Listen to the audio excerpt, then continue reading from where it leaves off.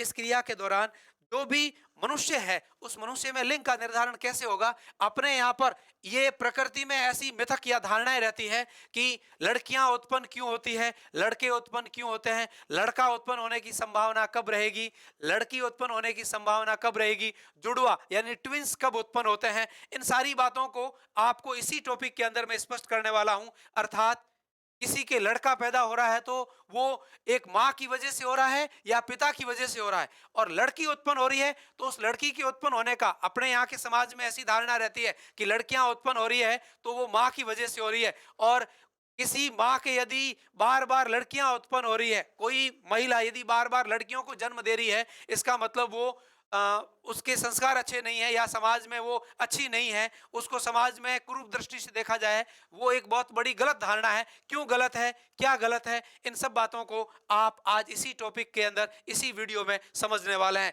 तो मैं आपको बताऊं कि लिंग निर्धारण के समय आप जानते हैं कि एक शुक्राणु होता है, अर्थात मैं लिख दूं नर युग्मक। दूसरा होता है अंडाणु, अर्थात मादा युग्मक। इसको मैं शुक्राणु कहूं। आप और हम सब जानते हैं कि अंडाणु की उत्पत्ति किससे होती है, मादा से होती है, अर्थात मां से होती है, अर्थात महिला से होती है, यानी महिला ये काम करती है। और शुक्राणुओं की उत्पत्ति किससे होती है, आप खुद जानते हैं, हम भी जानते हैं, नर से होती है या पुरुष से होती है या पिता से होती है। और आप ये भी जानते हैं कि नर की जो द्विगुणित कोशिका है, या यूं कह दें कि शुक्राणु उत्पन्न करने वाली जो सेमनीफेरस नलिका है, उस सेमनीफेरस नलिका की जो जर्मिनल एपिथेलियम है उसका निर्माण करने वाली जो कोशिका होती है, उस कोशिका के केंद्रक में 46 गुणसूत्र होते हैं। और उन गुणसूत्रों को, कायिक और लैंगिक गुणसूत्रों को अलग अलग करें तो आप कहेंगे 44 प्लस एक्स और वाई क्रोमोसोम होते हैं। अब ये 24 जो सॉरी ये जो 44 है वो आपके कायिक गुणसूत्र है और ये अपने लैंगिक गुणसूत्र है। इनको लिंग गुणसूत्र या सेक्सुअल क्रोमोसोमल कहते हैं। इसी प्रकार से जो मादा या माँ या जो महिला होती है उसकी अंडाणु को उत्पन्न करने वाली अंडाशय की जो जर्मिनल एपिथेलियम होती है, उसके अंदर जो कोशिकाओं की संख्या, सॉरी कोशिका में गुणसूत्रों की जो संख्या है वो 44 प्लस एक्स है। ये 44 अपने कायिक गुणसूत्र होते हैं और ये एक्स एक्स मादाओं के लिंग गुणसूत्र होते हैं। तो इनसे एक अगुणित कोशिका जब उत्पन्न होगी तो इनके दोनों के आधे आधे आएंगे, मतलब यहाँ जो गुणसूत्र होंगे वो होंगे 22 प्लस एक्स, अर्थात आप कहेंगे जो टोटल जो 23 गुणसूत्र आ रहे हैं उसमें से 22 तो कायिक गुणसूत्र है, अर्थात इन गुणसूत्रों में उपस्थित डीएनए पर स्थित जीन के द्वारा शरीर के समस्त कायिक लक्षणों का निर्धारण किया जाएगा, शरीर के समस्त कायिक लक्षणों को नियंत्रित किया जाएगा। साथ ही साथ इनमें जो डीएनए होंगे उस डीएनए के अंदर एक डीएनए ऐसा होगा जिनके अंदर उपस्थित जो एक्स क्रोमोसोम है वो इसका निर्धारण कर रहा है, लैंगिक गुणधर्मों का निर्धारण कर रहा है। वैसे ही इस प्रकार के पुरुष से जब शुक्राणु उत्पन्न होंगे तो दो प्रकार के शुक्राणु उत्पन्न हो सकते हैं, 22 प्लस एक्स वाला भी हो सकता है या फिर 22 प्लस वाई वाला शुक्राणु भी उत्पन्न हो सकता है। अर्थात नर युग्मक है वो एक ही प्रकार के बन सकते हैं, या तो ये बनेंगे या बनेंगे 22 प्लस एक्स। तो इन दोनों में अंतर क्या है, ये भी 22 प्लस एक्स है, ये भी 22 प्लस एक्स है। अर्थात जो नर युग्मक बनते हैं वो हेट्रोजाइगस होते हैं। इसको हिंदी में विषम युग्मक ही कहते हैं मित्रों। और जो मादा युग्मक बनते हैं वो दोनों अनुवांशिकी में समान है, इसलिए उनको सम होमोजाइगस।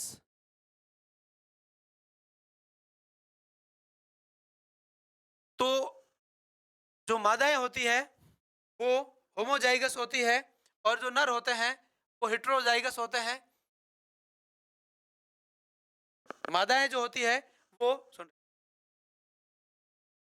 तो अपन देख रहे हैं कि जो नर है उनमें दो अलग अलग प्रकार के युग्मक बनते हैं और मादाएं एक ही प्रकार के युग्मक बनाती है। अर्थात नर के जो शुक्राणु होते हैं वो या तो 22 प्लस एक्स वाला शुक्राणु हो सकता है या फिर 22 प्लस वाई वाला शुक्राणु हो सकता है, किंतु मादाओं में जो अंडाणु होते हैं वो 22 प्लस एक्स वाले ही होते हैं। अर्थात मादाओं में एक ही प्रकार के युग्मक बनते हैं, किंतु नर में दो प्रकार के युग्मक बनते हैं। अब फर्टिलाइजेशन के दौरान, निषेचन के दौरान जो शुक्राणु है, माना कि ये 22 प्लस एक्स वाला शुक्राणु 22 प्लस एक्स वाले अंडाणु से मिलता है, तो मिलने के बाद जो युग्मनज या जाइगोट बनेगा उसमें 44 प्लस एक्स एक्स बनेगा। अर्थात ये क्या है, लड़की है। अर्थात ये क्या है, लड़की है।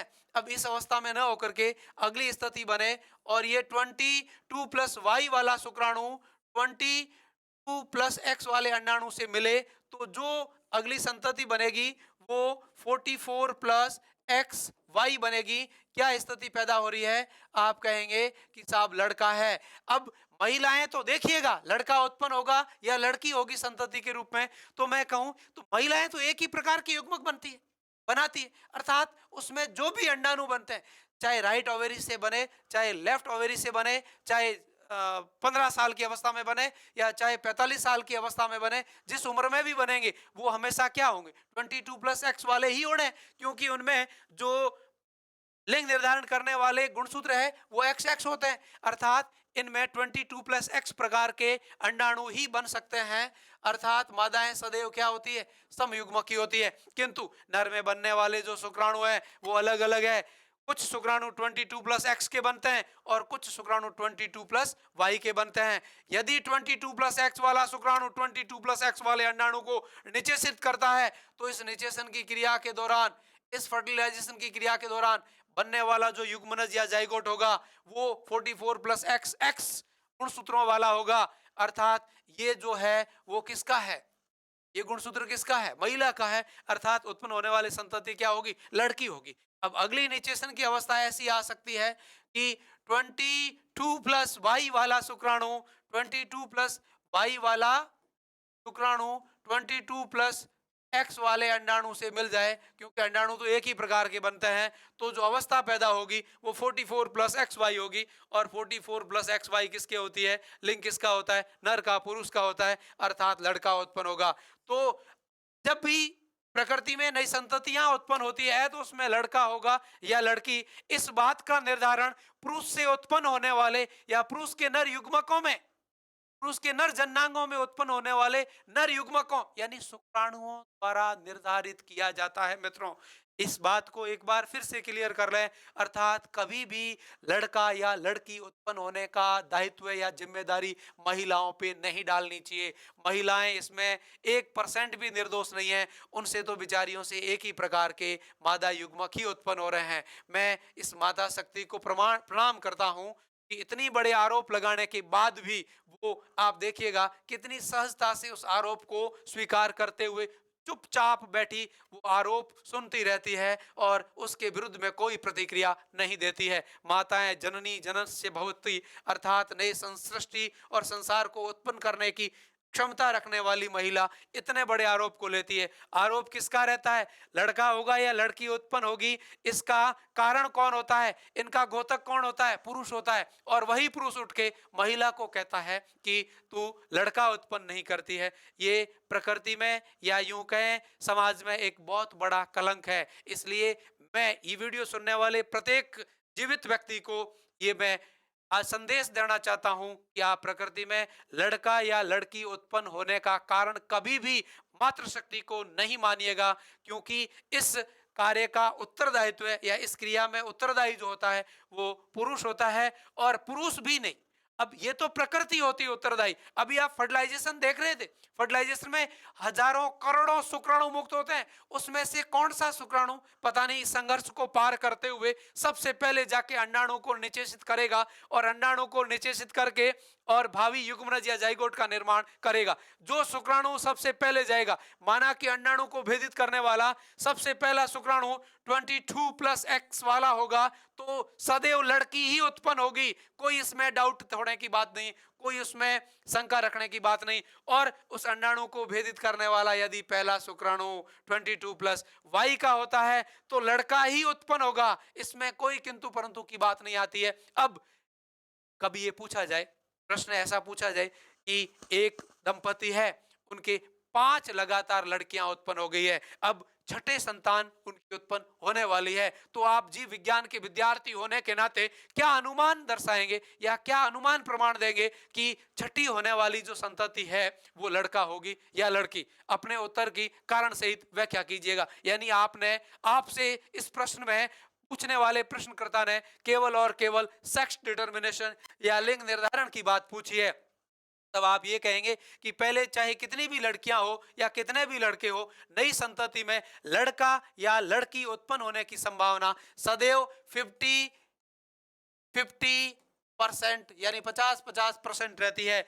अगली संतति में लड़का, पहले कुछ भी संततियां हो, नई संतति में लड़का होगा या लड़की, इस बात का प्रमाण या इस बात की सार्थकता 50-50% ही रहती है। तो यह है आपका लिंग निर्धारण। और नई संततियों के उत्पन्न होने में उसमें लिंग का निर्धारण कौन करेगा, कब करेगा, कैसे करेगा? अब कोई ये कहते हैं कि लिंग का निर्धारण तो निचेसन के 4 महीने, 3 महीने, 9 महीने के बाद होता है या 90 दिन के बाद में होता है। यानी अलग अलग, कुछ मैंने ऐसे पेशेंट भी देखे मेरी प्रैक्टिस लाइफ में, मैंने ऐसे पेशेंट भी देखे हैं जो ये कहते हैं कि मेरे 3 लड़कियां थी, अब मैं वापस गर्भवती हुई हूँ, मुझे उस जगह के एक डॉक्टर है, वहां से एक मेरी पड़ोसन दवाई लाई थी, वहां से यदि मैं भी दवाई लाऊंगी तो उसके भी लड़का हुआ था, मैं भी वहां से दवाई लाऊंगी तो वहां से मेरा लड़का हो जाएगा। तब उससे पूछा जाता है कि आपके बच्चा ठहरे हुए कितना टाइम हो गया? तब वो कहती है मेरे 3 महीने हो गए, मतलब 90 दिन हो चुके हैं। और 90 दिन के बाद, और वो किसी चिकित्सक के पास जाती, किसी डॉक्टर के पास जाती है। अब ऐसे डॉक्टर होते नहीं है, वो कोई झोला छापी है, और वो उसको लड़का होने की दवाई भी देता है। और लड़का होने की दवाई, तब वो ऐसी जाती है, तब उसको कहता हूँ दवाई लाके हमें भी वापस बताना कि आखिर वो लड़का पैदा होने के लिए कौन सी दवाई देता है। तो दवाई जब लेके आती है तो उसमें नॉर्मली आयरन सुक्रोज की टेबलेटें होती है, मल्टीविटामिन होते हैं, कैल्शियम की टेबलेट होती है, पेन किलर होती है, एंटी गैस्ट्राइटिस होती है, नोजिया, वोमिटिंग और जो जी मिचलाने की क्रिया उनको कम करने वाले साल्ट वाली सक्सिनेट वगैरह साल्ट की टेबलेट्स होती है। यानी वो कुछ भी नहीं है, केवल और केवल लोगों को मूर्ख बनाने के लिए। यानी जिन लोगों में इस विज्ञान के बारे में जागरूकता नहीं है, लड़का या लड़की उत्पन्न होगी या लड़का उत्पन्न होगा, ये बात तो जिस दिन आपके फर्टिलाइजेशन हुआ है उसी दिन फिक्स हो चुकी है। यानी अब भविष्य में इस बात को आप परिवर्तित नहीं कर सकते। उस संतति में, संतान में तो उनकी जो लिंग है वो फर्टिलाइजेशन के समय ही फिक्स हो जाता है। अब बात ही रहती है कि कभी कभी ट्विंस पैदा होते हैं, जुड़वा पैदा होते हैं। ये जुड़वा क्या होते हैं? जुड़वा की क्या परिभाषा है? जुड़वा का मतलब है कि कभी कोई महिलाएं एक ही प्रसव काल के दौरान 2 या 2 से अधिक संततियां उत्पन्न करे तो उत्पन्न होने वाली संतानों को जुड़वा संतानें कहते हैं। और वो संतानें 2 प्रकार से उत्पन्न हो सकती, सामान्यतः या अधिकांशतः या मूलतः। जो जुड़वा संतानें उत्पन्न होती है वो जाइगोटिक होती है, अर्थात एक ही जाइगोट से उत्पन्न होने वाली होती है। और एक ही जाइगोट से 2 प्रकार के जुड़वा हो सकते हैं। एक तो होता है वो जाइगोटिक ट्विंस, और दूसरा जो होता है वो होता है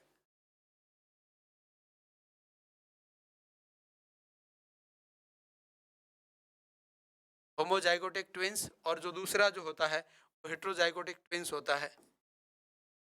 होमोजाइगोटिक जो ट्विंस होता है उसको,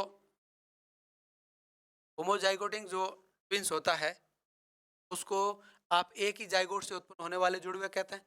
और दूसरा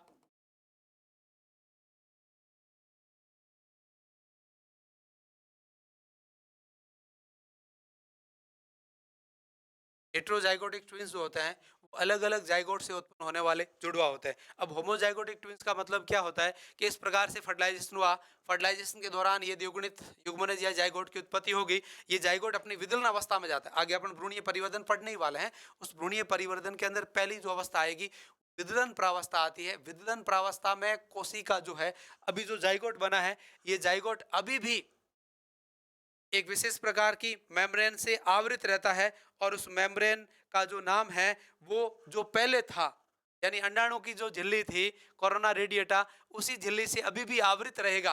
क्योंकि कोरोना रेडिएटा का निर्माण ग्रेनुलोसा कोशिकाओं की अस्थिरित या अनियमित कोशिकाओं से होता है। वो कोशिकाएं साइड में भी हो जाती, वापस एक्टिव होकर के उस झिल्ली का वापस निर्माण भी कर देते हैं। कॉर्टिकल रिएक्शन के दौरान भी वापस वही झिल्ली बनती है।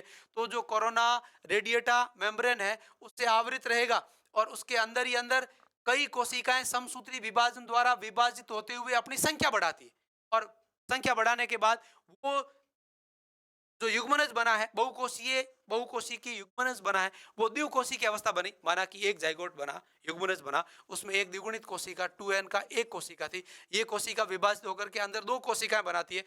क्लीवेज या विदलन के समय या भ्रूणीय परिवर्तन के समय सारे विभाजन समसूत्री विभाजन होते हैं और समसूत्री विभाजन में एक द्विगुणित कोशिका विभाजित होकर के दो नई द्विगुणित कोशिकाओं की उत्पत्ति करती और इस प्रकार से बनने वाली दोनों कोशिकाएं यदि अलग अलग हो जाए अर्थात उनमें केंद्रक विभाजन के बाद ही कोशिका ध्रुव विभाजन हो जाए तो आप कहेंगे एक ही भ्रूण से भ्रूण बन गए दो। अब ये दो फिर विभाजित होकर अलग हो जाए तो चार बन सकते हैं और इस प्रकार के जितने भी भ्रूण जाइगोट बनेंगे वो प्रत्येक जाइगोट एक नए भ्रूण की उत्पत्ति करेगा या नए शिशु की उत्पत्ति करेगा या नई संतान की उत्पत्ति करेगा। इस प्रकार से उत्पन्न हुई जो संतान है वो होमोजाइगोटिक ट्विंस या एक ही जाइगोट से उत्पन्न होने वाले जुड़वा कहलाएंगे। ये जुड़वा आनुवांशिक रूप से, आकारिक रूप से, कार्य की रूप से, व्यवहारिक रूप से यानी हूबहू सब कुछ समान होता है, केवल और केवल उनके जहां तक है कि आइरिस भी समान मिलती है, फिंगरप्रिंट भी समान मिलती है, यानी अंगूठे की जो होती है वो भी समान मिलती है, क्योंकि इनमें जो गुणसूत्र है ना वो समान है। क्योंकि ये जो गुणसूत्र है एक ही जाइगोट में 22 प्लस लिंग तो समान होना ही है। लिंग समान होने के साथ साथ ऐसे जो जुड़वे होते हैं ना वो या तो दोनों लड़कियां, हाँ, तो दूसरा होता है हेट्रोजाइगस ट्विंस अर्थात इस प्रकार के जो जुड़वा बच्चे उत्पन्न होते हैं उन उत्पन्न होने वाले बच्चों का निर्माण या उत्पत्ति दोनों अलग अलग जाइगोट से होती है। अर्थात कभी कभी ऐसी विशिष्ट परिस्थितियां उत्पन्न होती है कि माताएं या मादाएं एक ही समय में दोनों अंडाशयों से एक साथ अंडाणुओं की उत्पत्ति करते हैं। अर्थात कभी कभी कुछ विशिष्ट प्रकार के रासायनिक मेडिसिन या दवाइयों का उपयोग करने से माता दो या दो से अधिक अंडाणुओं की उत्पत्ति भी कर देती है। तो वो सारे अंडाणु by the help of fallopian fimbriae अंडवाहिनियों में अर्थात ओविडक्ट में आ जाते हैं। तो उस समय फर्टिलाइजेशन की जो क्रिया है वो एक दो तीन या कितने भी अंडाणुओं के साथ जितने भी अंडाणु आएंगे शुक्राणुओं की तो कमी होती नहीं है। आप कहते हैं कि इतना सारा स्ट्रगल करने के बाद हजारों की संख्या में शुक्राणु है वो अंडाणु तक पहुंचते हैं। तो एक साथ में माना कि दो है वो